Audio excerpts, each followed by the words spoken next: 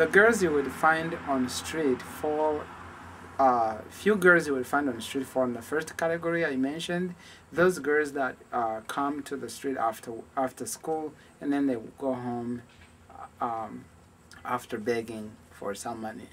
So girls feel unsecure on the street.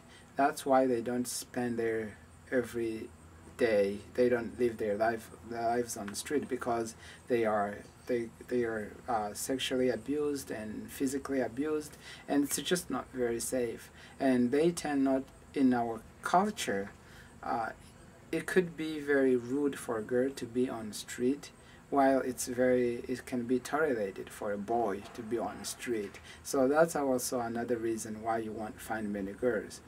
By the time the girls can be on the street to spend their day and nights, they're already in the age of 18, 16, 17, and at that age they're ready for being professional prostitutes.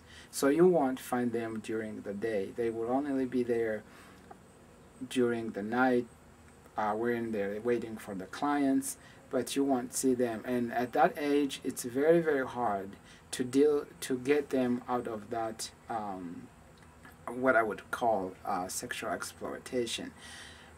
It would take another different approach to help them.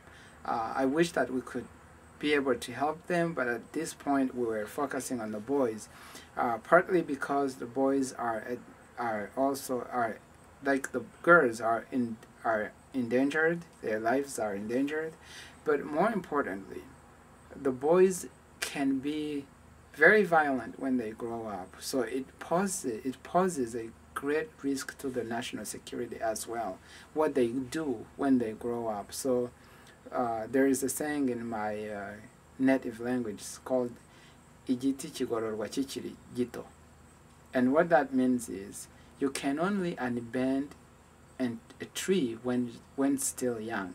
When it grows up and you try to unbend it, it will break. And that's the same case for the boys. If you do not find a program for them when they're still young, they can still adapt. You will only deal with them by just putting them in jails, because they will become criminals, and the only solution for them is just jail them. But Umuryango comes in to not allow them get to the point of being in jail, but helping them get a bright future.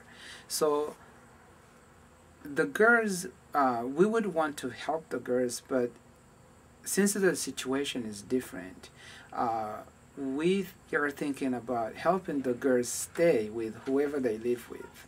So we make sure that the girls have the right care, have the right, they have the clothings, they can afford school, they can go to school, they have something to eat. So we would just facilitate to sustain their needs with their family they live in, so they don't feel the need of going on their own to become prostitutes. But the fact that we're building the homes for the boys, it's not perfect. It would be better if they could stay with their families and get help with the families they live with. But you know, they're on the street because they have completely broken relations with their families they know. And there is no way that they can connect, though we try to reconnect with their families and go back to visit, but we've realized that there could only be change if you change their environment. Eventually we help them reconnect back with their family, but we know they can't permanently live there. If they do, then they will end up on the street again. But for the girls, it's possible to revive the situation. It's possible to help the girls at the homes and stay there and become responsible mothers